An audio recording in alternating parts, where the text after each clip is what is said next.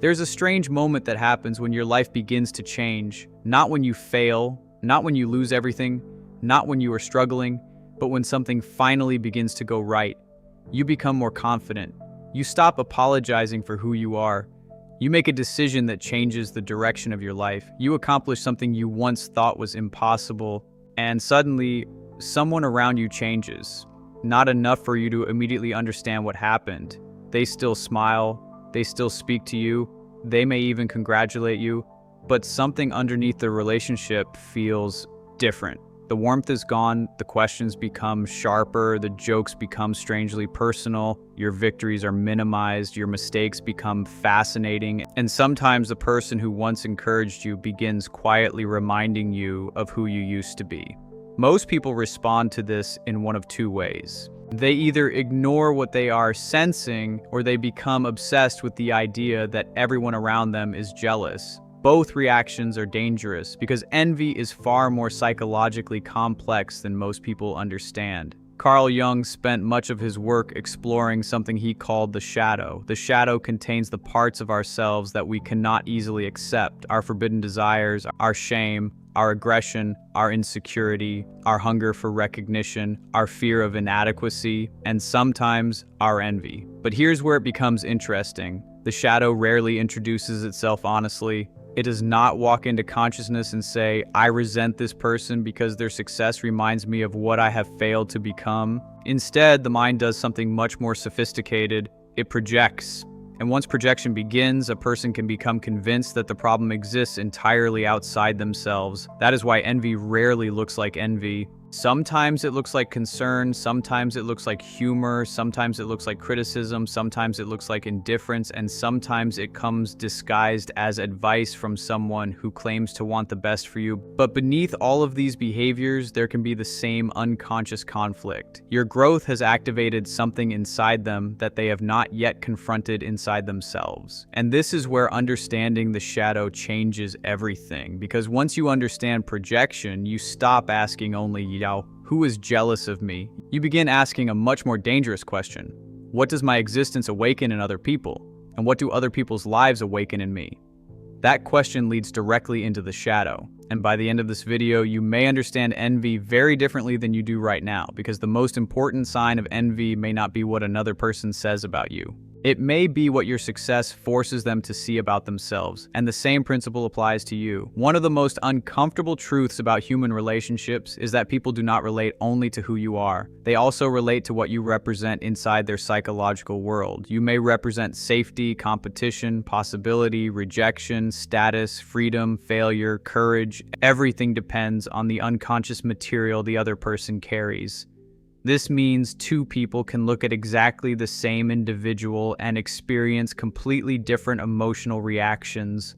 One person sees inspiration, another sees arrogance, one sees courage, another sees recklessness, one sees success, another sees an accusation. The person has not necessarily changed.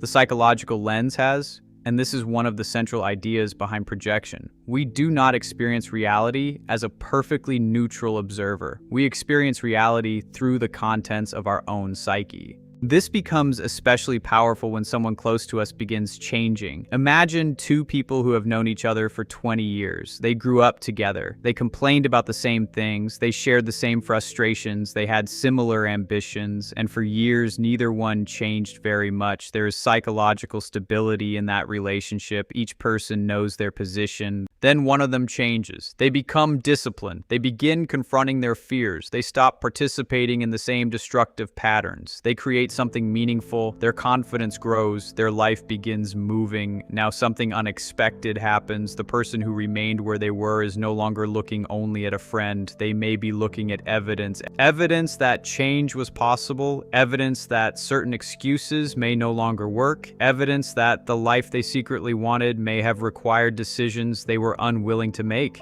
This does not automatically produce envy. A psychologically integrated person may respond with genuine admiration admiration. They may think, if they did it, perhaps I can too. But when the shadow is involved, the reaction can be very different. Instead of allowing your growth to inspire them, their psyche must somehow explain why your growth should not count. And that is when the first hidden signs begin to appear. Envy does not always attack directly. In fact, direct hostility is often easier to recognize. The more psychologically interesting form appears when someone consistently reduces the meaning of what you have achieved. You tell them about an opportunity you worked years to create. They say, "You were lucky, you accomplished something difficult." They respond, "Anyone could do that with the right connections." You make a significant change in your life. They shrug, "It's not that big of a deal."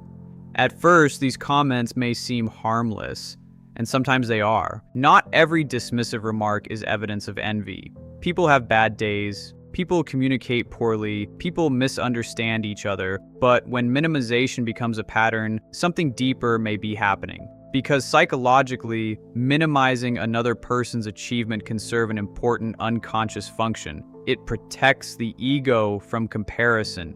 If your accomplishment is meaningful, then the other person may have to confront what your accomplishment awakens inside them. Perhaps they wanted something similar. Perhaps they abandoned a dream you continued pursuing. Perhaps they told themselves success was impossible. Perhaps they constructed an identity around the belief that circumstances were responsible for everything that had gone wrong. And then you did something that contradicted that story. Your existence created cognitive and emotional tension. Now the psyche needs relief. One way to obtain that relief is to reduce you. Your discipline becomes obsession. Your courage becomes recklessness. Your confidence becomes arrogance. Your achievement becomes luck. Your transformation becomes a phase. Notice what is happening. Nothing about the objective reality of your accomplishment needs to change. Only its psychological meaning must change. If they can make your achievement smaller, they do not have to examine the part of themselves that feels smaller in its presence. This is one of the hidden functions of envy. It is not simply, "I want what you have."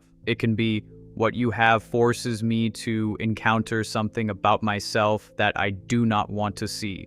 That is a much deeper problem. And it brings us directly to the shadow.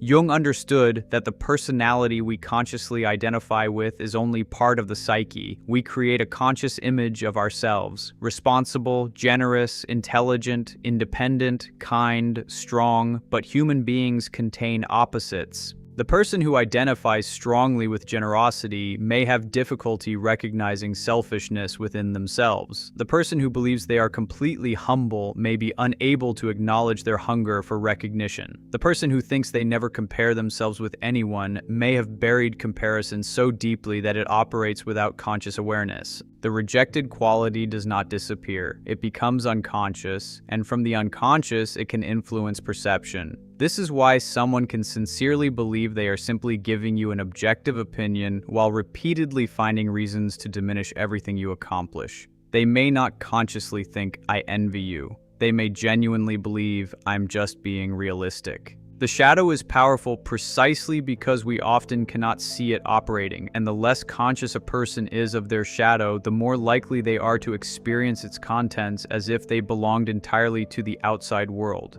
Pay attention to emotional asymmetry, not isolated words, not one awkward reaction, patterns. Suppose something good happens to you. You tell someone close to you. Their response is brief, polite, almost mechanical. "That's great." Then the conversation quickly moves somewhere else. Weeks later, something goes wrong. A relationship ends, a project fails, you lose an opportunity. Suddenly, that same person becomes extraordinarily interested. They ask questions. They want details. They bring the subject up repeatedly. They seem strangely energized by the conversation. They may disguise it as concern, and perhaps part of it genuinely is concern. Human emotions are rarely pure. A person can care about you and still have unconscious envy toward you at the same time. That contradiction is precisely what makes shadow material difficult. But watch the emotional contrast. Were they equally curious about your victory? Were they equally engaged when something beautiful happened? Did they ask 5 questions when you succeeded, or only when you fell? There is a psychological reason failure can bring relief to an envious mind. Comparison has temporarily been neutralized.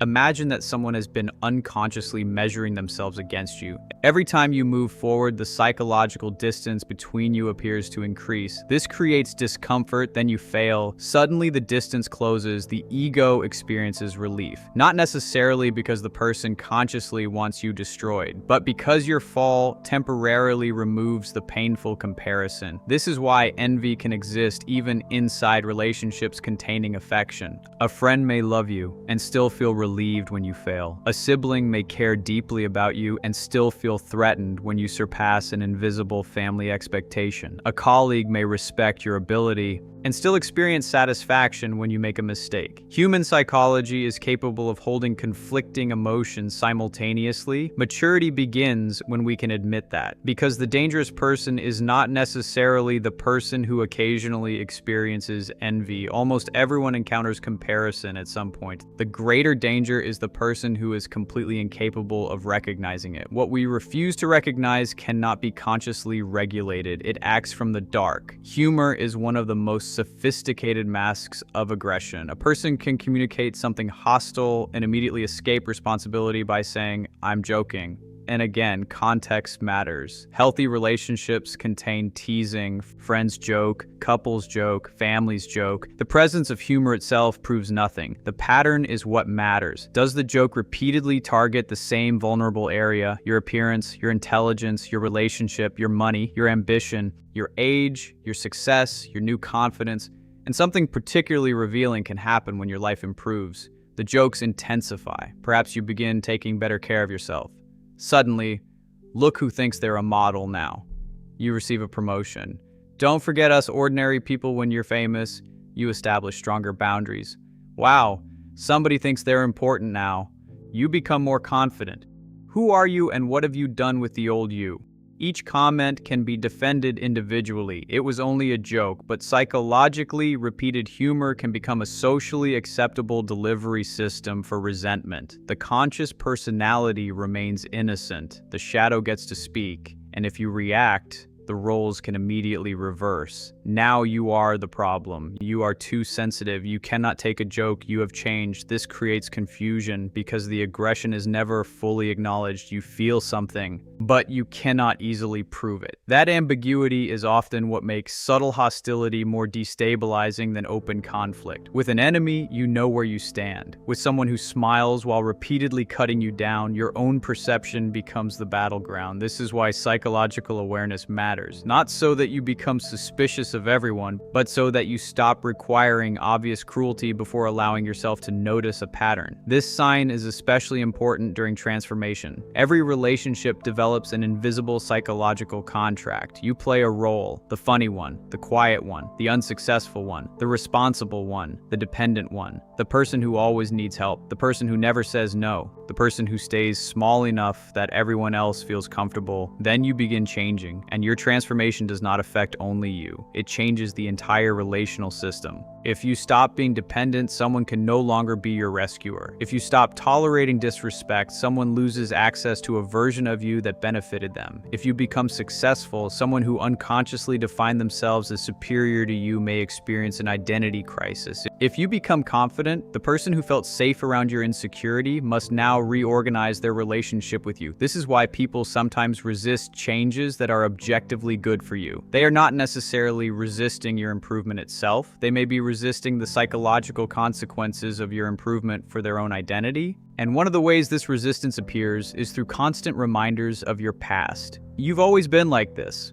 Remember when you couldn't even, "I know the real you." You've changed.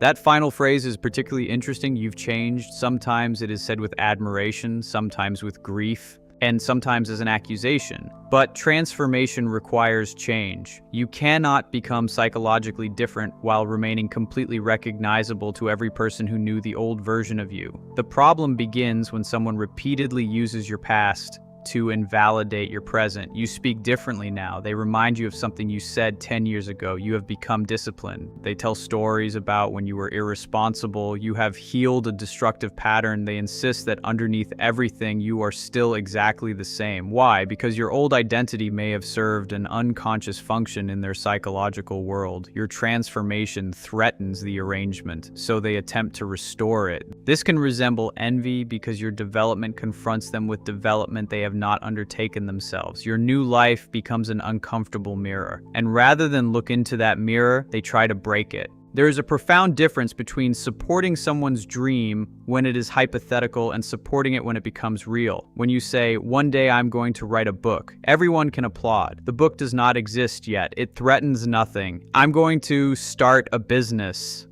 Wonderful. "I'm going to change my life." Amazing. "I'm finally going to pursue what I really want." We're proud of you.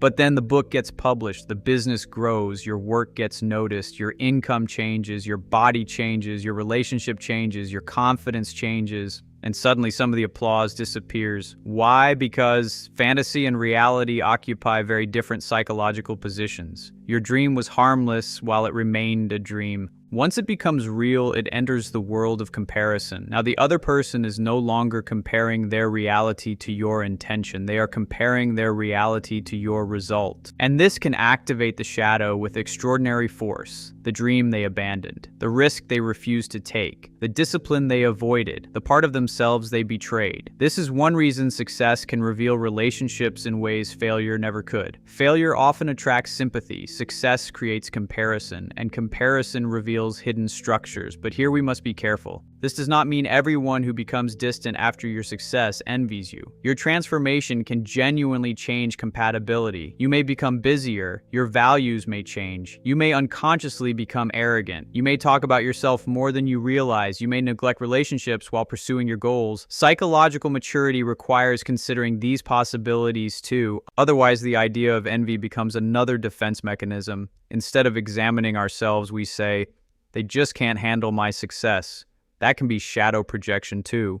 And this is where Jung's psychology becomes much more demanding than simple motivational advice, because Jung does not allow you to place all darkness in the other person. Eventually, you have to turn around and look at yourself. Suppose someone criticizes you, you immediately decide they're jealous. How do you know? Perhaps they are, but perhaps they saw something you do not want to see. Perhaps your success changed you in ways you have not recognized. Perhaps their criticism contains resentment and truth. These possibilities can coexist. This is why shadow work is uncomfortable. The ego wants clean categories. Good person, bad person, supporter, enemy, jealous person, victim. But the psyche is rarely that simple. You can be genuinely envied and still behave arrogantly. Someone can genuinely love you and still envy you. You can celebrate a friend's success consciously while feeling a flash of pain unconsciously. You can criticize someone for valid reasons while also resenting what they possess. The shadow lives in these contradictions.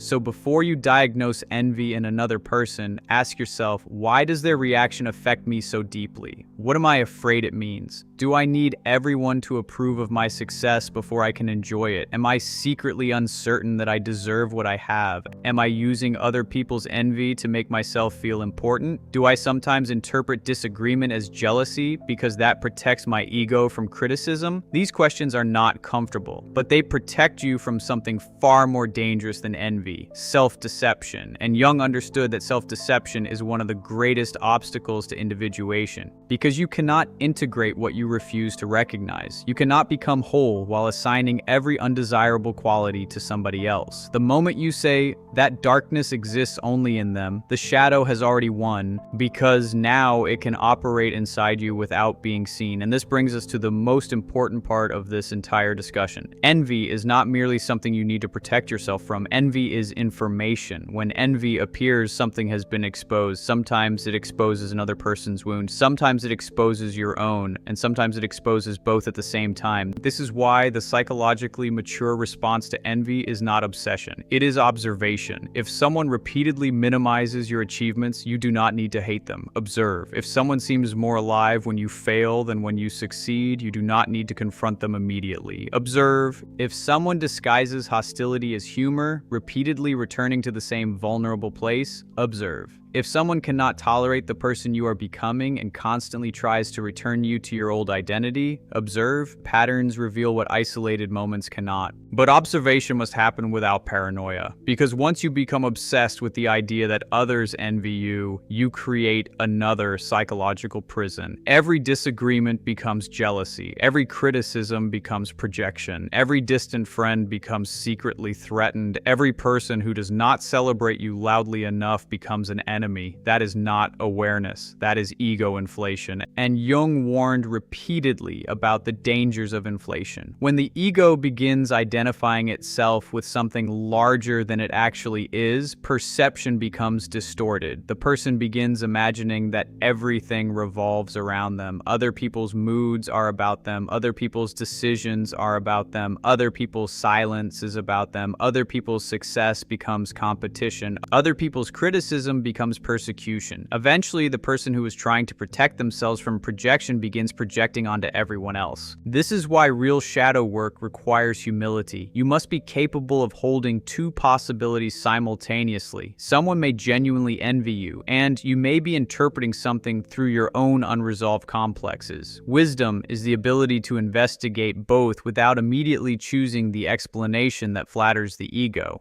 Because the ego loves the story, they hate me because I'm becoming too powerful. Sometimes that story is partially true. Sometimes it is a beautiful disguise for, I cannot tolerate being questioned. There is only one way to discover the difference. Consciousness, not certainty, not defensiveness. Consciousness. Projection changes the way you interpret relationships because it teaches you to ask a different question. Instead of, why are they doing this to me? Ask, what psychological content might be moving between us? This question removes some of the drama without denying the behavior. Perhaps your success activates their inferiority complex. Perhaps their criticism activates your old wound around inadequacy. Then something interesting happens. Their shadow meets your complex. They make a dismissive comment. You react far more intensely than the comment itself seems to justify. They sense your reaction. They become defensive. You interpret their defensiveness as further proof of hostility. Now, two unconscious systems are interacting. Neither person is fully responding to the present moment anymore. They are responding to old material. Old shame, old competition, old family dynamics, old fears. This is why certain relationships feel strangely repetitive. The details change, the emotional pattern does not. Jung used the concept of the complex to describe emotionally charged clusters of associations in the psyche. A complex can behave almost like a small personality within the larger personality. When activated, it can temporarily alter perception. You stop seeing the situation neutrally, you see it through the complex. Someone's mild criticism feels like total rejection. Someone's success feels like proof of your failure. Someone's independence feels like abandonment. Someone's boundary feels like punishment. And someone else's growth can feel like an accusation. This is where envy becomes much more interesting than a simple moral defect. It becomes a doorway. If another person's success produces an intense negative reaction inside you, instead of immediately condemning yourself, you can investigate. What exactly hurts? What do they possess that seems to disturb me? What does their life represent? What have I denied myself? What decision have I postponed? What unlived part of my personality is demanding attention? Now envy becomes psychologically useful. Instead of saying, I shouldn't feel this, you say, something inside me is trying to tell me something. That does not mean obeying envy. It means decoding it. Perhaps you do not actually want their life. Perhaps you want the courage they represent. Perhaps you do not want their career. You want autonomy. Perhaps you do not want their relationship. You want intimacy. Perhaps you do not want their money. You want freedom. Perhaps you do not want their attention. You want permission to be visible. The object of envy and the psychological need underneath envy are not always the same thing. Discover the need and the envy begins to transform. The first response is not confrontation, it is clarity. You do not need to tell someone, "I know you're jealous of me." In most cases, that conversation will accomplish almost nothing. If envy is unconscious, the accusation will usually intensify defensiveness. And if you are wrong, you may damage a relationship based on your own projection. Instead, respond to behavior rather than diagnosing motive. If someone repeatedly diminishes you, notice the pattern. If someone constantly violates your boundaries, reinforce the boundary. If someone uses humor to humiliate you, address the behavior. If someone cannot celebrate anything good in your life, reconsider how much access they should have to your inner world. You do not need certainty about their unconscious motives to make conscious decisions about your relationships. This is an important distinction. You are not required to prove, "This person envies me." You only need to recognize, "This relational pattern is unhealthy for me." That is enough. Second, stop performing your success for people who have demonstrated that they cannot hold it well. Privacy is not fear. Sometimes privacy is psychological intelligence. Not everyone needs access to every dream while it is developing. Not everyone needs to know every victory, not because their thoughts possess magical power over your life, but because your own psyche can become unnecessarily entangled in other people's reactions. If every decision requires external validation, you are still psychologically dependent on the crowd. Individuation moves in the opposite direction. You begin developing an inner center of gravity. Your decisions increasingly emerge from a relationship with your own values, conscience, and deeper self. And this does not mean ignoring feedback. It means feedback stops being your identity. Praise does not create you. Criticism does not destroy you. Envy does not define you. And admiration does not inflate you. You become harder to psychologically manipulate because your center is no longer located entirely in other people's eyes. Now we arrive at the part most people would rather skip, your own envy. Think of someone whose success has irritated you, not someone you simply dislike, someone whose success specifically bothers you. Perhaps you immediately find reasons their achievement does not count. They had advantages. They know the right people. They are attractive. They were lucky, they cheated, they are overrated. Maybe some of these things are true, but remove them for a moment. Ask a different question. If their success had absolutely nothing to do with me, why does it create so much emotion inside me? Stay with that question. Do not moralize. Do not punish yourself. Observe. Perhaps their achievement touches an unlived life inside you. This is one of the most painful encounters a person can have with the shadow, because sometimes we discover that what we called hatred was grief. Grief for the person we did not become, the book we never wrote, the risk we never took,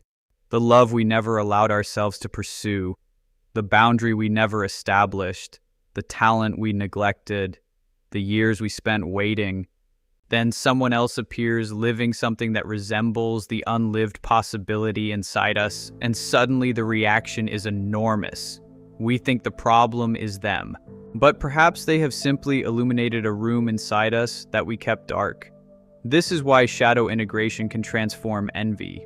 Instead of attacking the person who activates the wound, you retrieve the projection. You ask, "What belongs to me here?"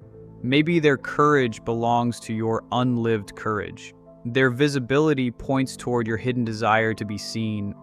Their discipline exposes your avoidance. Their independence awakens your buried need for freedom. Their creativity reminds you of something you abandoned. Now the other person stops being merely a rival. They become information, and information can be used. The energy trapped inside comparison can be redirected toward development. Instead of, "Why do they have it?" the question becomes, "What is this reaction asking me to become?" That question changes everything. Not every experience of envy becomes destructive. This distinction matters. A person can feel envy, recognize it, reflect on it, and never harm anyone. In fact, the moment envy becomes conscious, it can become useful. It can reveal desire, it can reveal frustration, it can reveal an unlived possibility. But when envy remains unconscious for long enough, it may begin seeking expression. And this is when the relationship can change. The person may no longer simply minimize what you do. They may begin interfering with it, usually not dramatically. Sabotage is rarely announced. It appears through small actions that can always be explained away.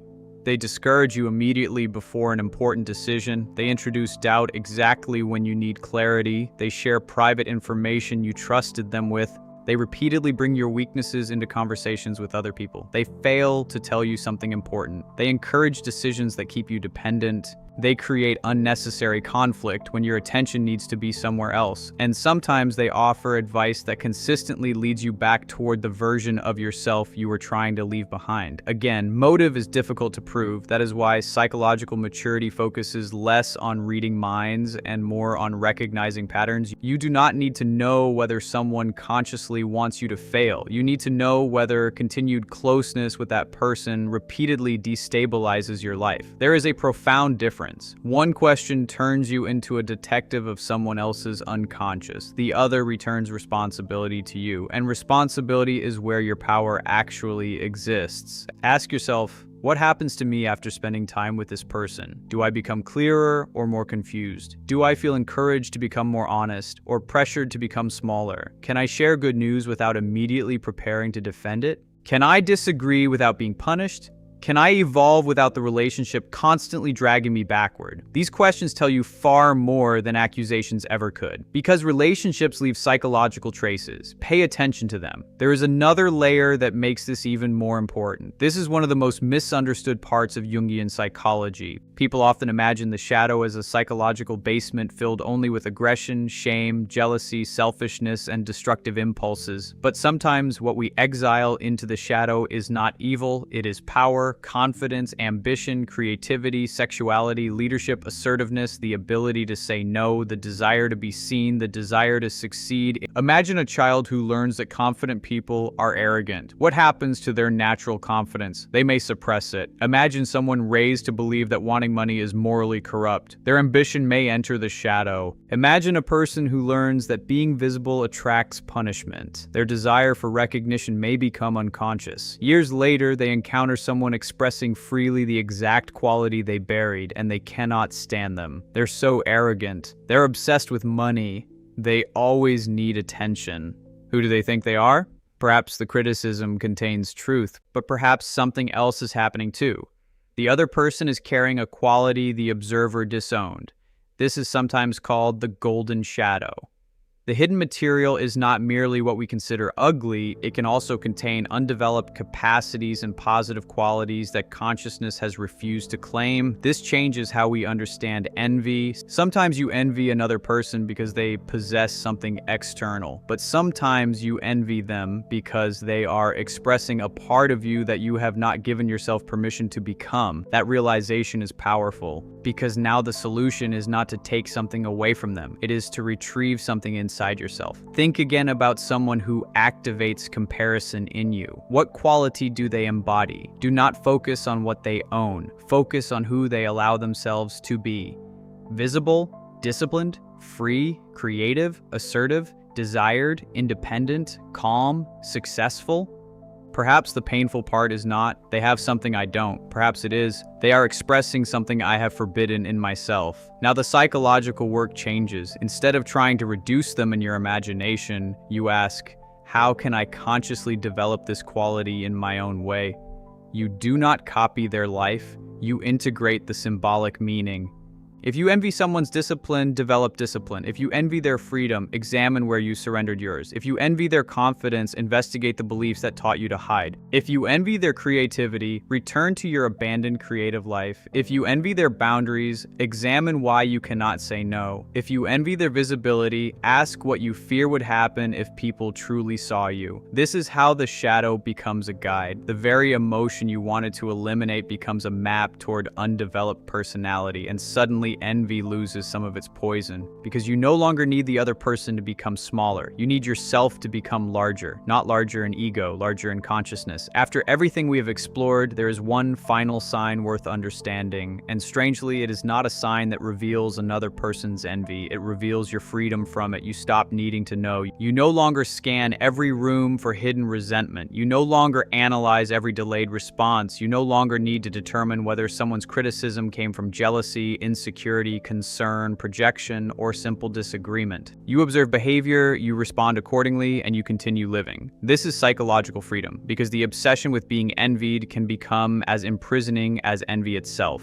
Both keep consciousness trapped in comparison. The envious person asks, why do they have what I don't? The person obsessed with being envied asks, What does everyone think about what I have? Different positions. Same psychological axis. Other people remain at the center. Individuation gradually moves the center inward, not into narcissism, into responsibility. Who am I becoming? What remains unconscious in me? Where am I projecting? What am I afraid to claim? What am I pretending not to want? What relationships require stronger boundaries? What criticism contains truth? What criticism belongs to someone else's unresolved material? These are better questions because these questions can actually change your life. Envy is rarely just about possession. It is about identity. It appears when another person's existence touches something unresolved in the psyche, a wound, a comparison, a rejected ambition, an unlived possibility, a hidden desire, a fear of inadequacy, a piece of the shadow. That is why your growth can change relationships. Some people will see your transformation and become inspired. Some will become uncomfortable. Some will distance themselves. Some may attempt to minimize you. Some may try to return you to your old identity. And some will reveal that they loved the version of you that made their own identity easier to maintain. But none of this gives you permission to become paranoid. Not everyone who disagrees with you envies you. Not everyone who leaves is threatened by you. Not every criticism is projection. And not every uncomfortable reaction belongs to someone else's shadow. Sometimes it belongs to yours. That may be the deepest lesson. When another person's success disturbs you, do not immediately look away. Ask what it represents.